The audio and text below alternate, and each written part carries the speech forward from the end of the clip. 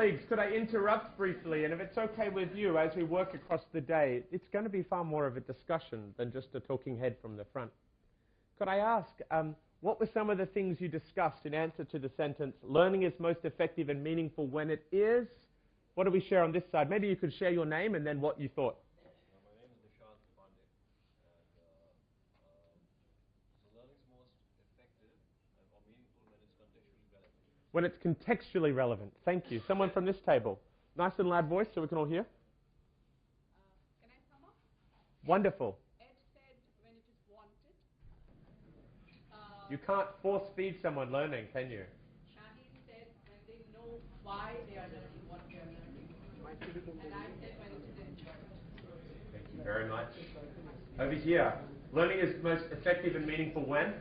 We use two adjectives, engaging and empowering. Engaging and empowering. I love it. Over on the back table, the brains trust at the back. Challenging. Oh, when it's challenging. Sometimes we think, oh, it's engaging when it's easy, and it's, no. Learning needs to be challenging and stretching and engaging. Because we respect young people enough to give them tasks that are worth doing. Not just busy worksheets to keep them busy for another night. Stretching, engaging, useful learning. Other ideas? Ooh, I'm going to like having you in the room today. What particularly do you mean by when there's conflict? When there's a situation where people don't realize that you don't have the answer, then you look for it through that challenge. Wow. A situation when they realize they don't have the answer. Can we just point on this for a moment? Because it's very different. I said before that your IITs are some of the best in the world, right? I got some insights from one of the best maths teachers that I know. I won't name her. And we were talking about how the best students prepare for those unbelievable 8-hour exams. And she said a lot of the time they look for pattern recognition. That is, they look at as many past papers as possible. They want to look at every single possible question that has been asked before. And then they learn what mathematical work they need to do in response to that question. But often, just maybe, they don't understand the concepts enough that they say, I want to make sure that there's no question that could turn up that I haven't seen before. That's something to respect in some ways, that they would work that hard. But in the world, an accelerating world, the majority of questions that they will have to deal with in global leadership, in innovation, in business, and in life will be questions that they have not seen before. They need to be open to conflict, open to ambiguity, and in fact, rise to the occasion, looking forward to applying their knowledge in interdisciplinary ways. Thank you so much. Comment here. Anyone else wanted to add? I said engaging. Okay.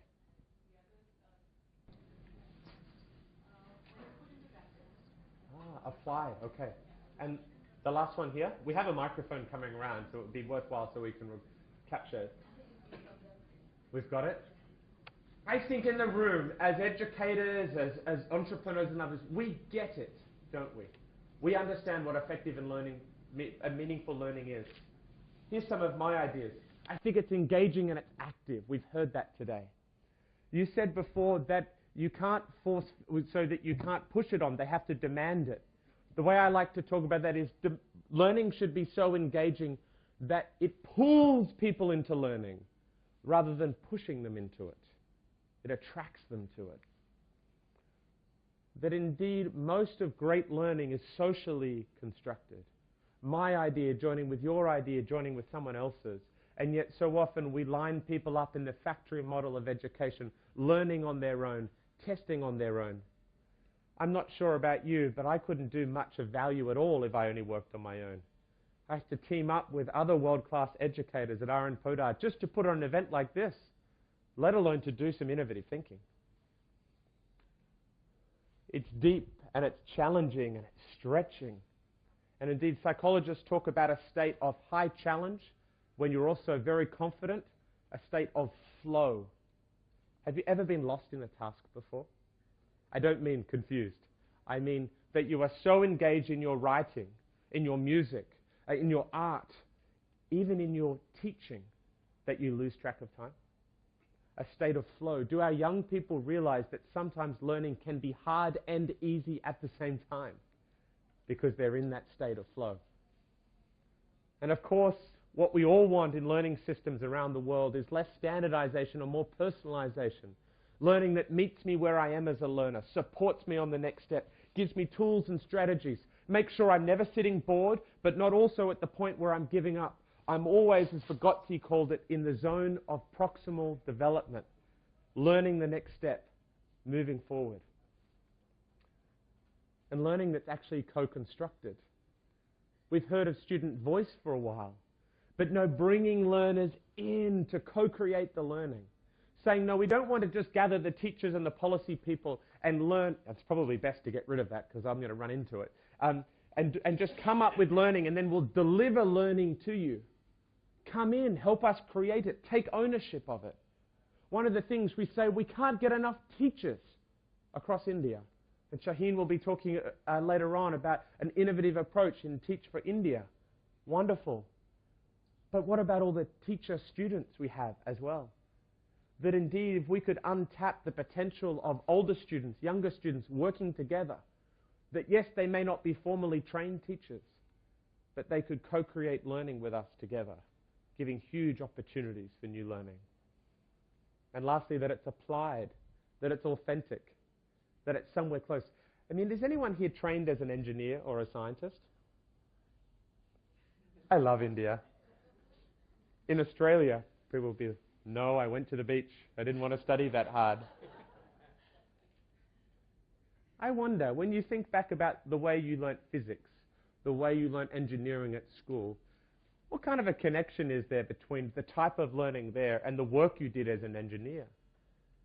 Everyone's saying, they say, I learned how to memorize, I learned how to work hard and be dedicated, but in engineering, I had to make something in the real world. I led a team of other people. And yet, so there's a disconnect between the way we learn and what it is in the real world. Is this making sense? Great learning is like this. So could we have a commitment to everything we do? Because sometimes we talk about policy, like accountability or curriculum. Very good. But can we say today, and this is how I think it will have a positive impact on learning? Let's reform the exam system. I'm with you. But don't finish there, because otherwise we could change exams and not have any impact on learning. Tell me, how is that going to impact on learning? Are we going to create new teachers, bring them in through Teach for India, train them differently at university? Fantastic. Let's move. How are we going to get them ready to lead teaching and learning? Everything is about learning. No wastage of resources on anything else but learning, learning, learning. A lean system, as Tata Motors will tell you, that's all focused about learning. Number two. Number one, design for learning. Number two, we need to learn the global lessons about education reform. Learn the global reform lessons. My key expertise is around education whole system reform. Not just looking at one school and how to turn that around. I think we know lots, and the educators in the room are far more expert than I am on that. The problem is when you turn one school around and then another school around, they are called like a beautiful exception. There's an amazing school over there. There's an amazing school over there.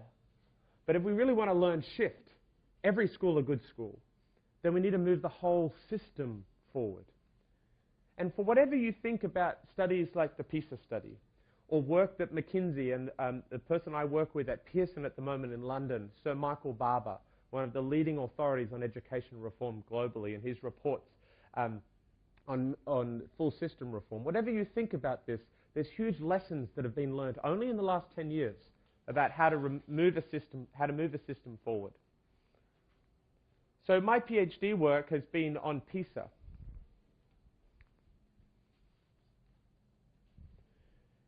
And the top 10 there is a little bit hard to see, but I've highlighted there Singapore, where I was just a few weeks ago actually, working and understanding their system better. I think it's important when we look at a country like Singapore, yes, small, probably it's smaller as a total than the size of Delhi, but a system that in the 1960s was very poor, had very few people even in education, and over the last decades has deliberately opened up seats for education, just like India has, but then moved from high access to high quality, and from high quality to now trying to move towards true 21st century skills.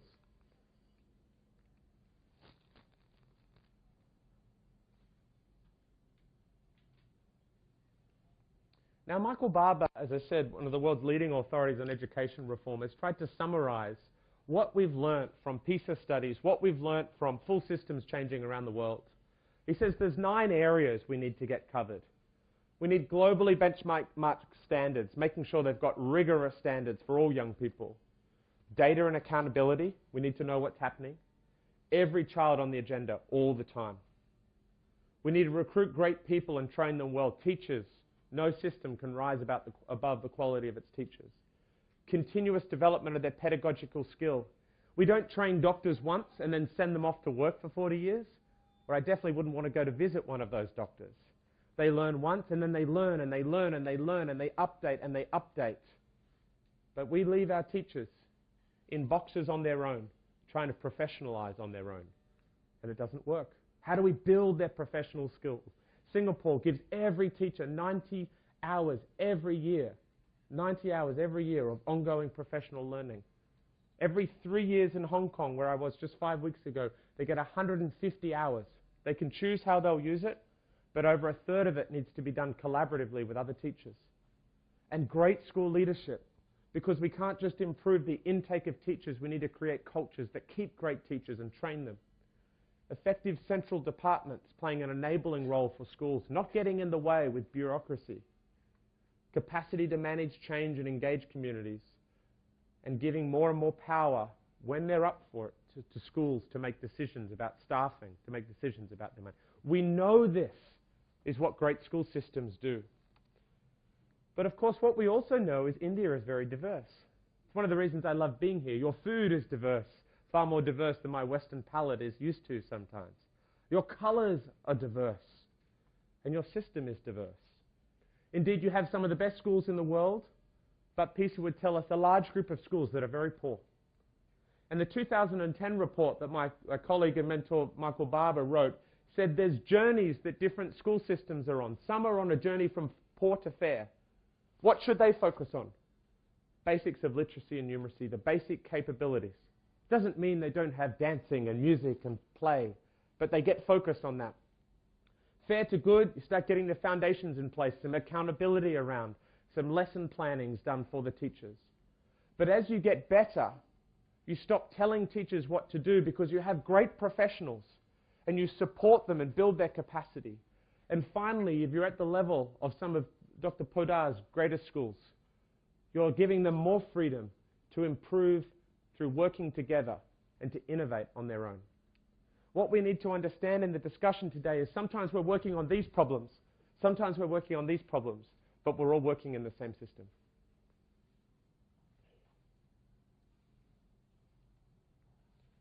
And we also need to get beyond the false dichotomies. We used to think universal standards or personalization. No, we personalize so all young people can meet our standards. Whole system reform or autonomous schools.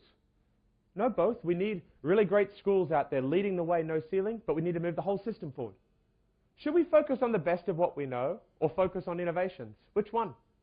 Both. Let's apply the evidence as we know it and open up new room for innovation. Is it about teachers or technology? No, teachers, teaching better, enabled by technology. Disciplinary, physics, chemistry, maths, English, or interdisciplinary? Well, it's very hard to be interdisciplinary before you first have a discipline. But once you have a discipline, then we need to connect them. Public or private? Both. And do we have a strategy? Is it all about strategy, or should we focus on implementation? No, in a cycle of strategy, implement, strategy, implement.